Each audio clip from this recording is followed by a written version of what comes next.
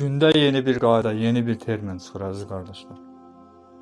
Bir ixtilafda, bir mübahisəli mövzuda, bir Allah Subhanahu taala şəriətində açıq-açıq olan dəlillərlə isbatlı olan şeylərdə mübahisə olduqda və yaxud hansısa bir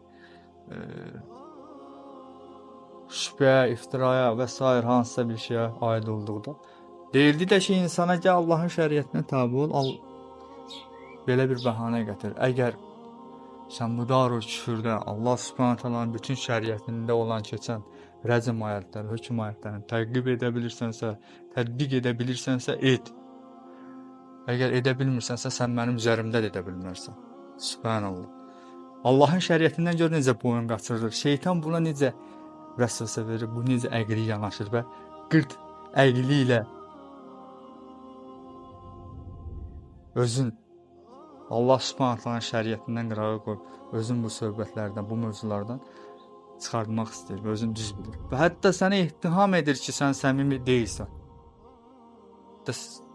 Elələri də başlayan hətta təkfir edir ki, bu mövzularda sən şəriəti tətbiq edə bilmirsən. Mən şəxslərə sual verirəm, bəs sizin təslimiyyətiniz hanı?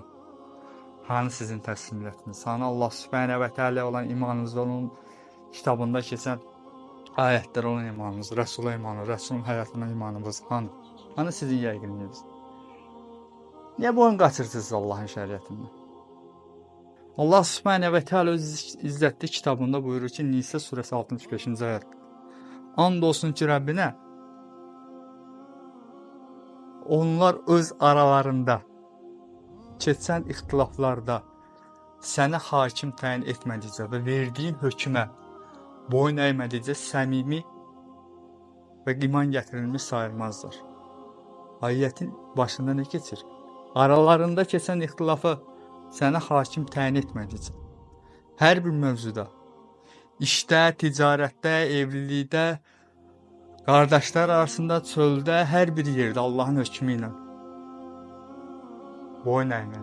İnsana deyilir, insan deyir ki, əgər deyirsən ki, iftira var və yaxud sənin haqqında falan bir məsələ var, pul məsələsi, zina və hansısa bir sairə bir şey.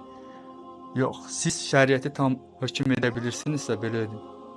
Edə bilmirsinizsə, mənim üzərimdə də edə bilməzsiniz. Bunlar dırnaqarası müsəlmanlardır, bunlar səmimi deyirlər, qardaşlar. Bunlar öz əqillərindən iman gətirdiyi zənn edirlər, amma halbuki bunlar ikiyüzlü və şeytana uymuş insanlardır artıq.